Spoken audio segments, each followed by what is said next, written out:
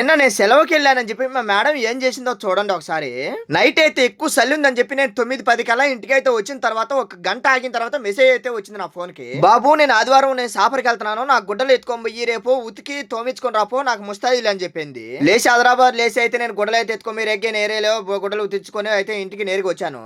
మా madam phone చేసి నువ్వు అర్జెంట్ గా నేను జాగూర్లో ఉన్నాను, ఇక్కడికి వచ్చి ఎడారికి అని చెప్పింది. మా మేడం ఎడారిలో ఉందని నాకు అసలే తెలీదు, ఇంట్లోనే ఉందేమో అని చెప్పి నేను అనుకున్నాను. తర్వాత తెలిసింది మా మేడం ఫోన్ చేసిన తర్వాత.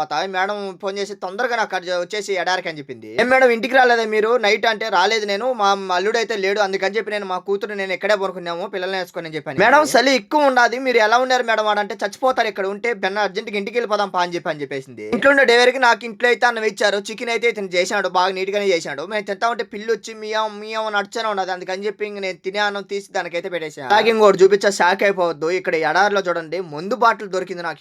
ఇక్కడ మందు తాగుతున్నారు, తెలియకుండా ఎవరో ఇజ్బాల్ వేసారు. అది ఏ కంపెనీ బాటిల్ మీకు తెలిస్తే ఒకసారి కామెంట్ లో చెప్పండి, నాకైతే తెలియదు ఆ మందు బాటిల్ పేరేంటి అనేది. ఇక్కడ ఎడారి ప్రాంతంలో అయితే ఇజ్బాల్ అనేది ఇక్కడ చెత్త అంతా ఒక్కసారి వేస్తారు. ఏమైనా కోళ్ళు చచ్చిపోయినా, గుర్రాలు చచ్చిపోయినా, ఏం చచ్చిపోయినా కూడా ఆ చెత్తలోనే వేస్తారు. సాపర్కి వెళ్ళేది మా మేడం వాళ్ళ మనవరాలు. మా మేడం వచ్చి ఎడారిలో ఉంది.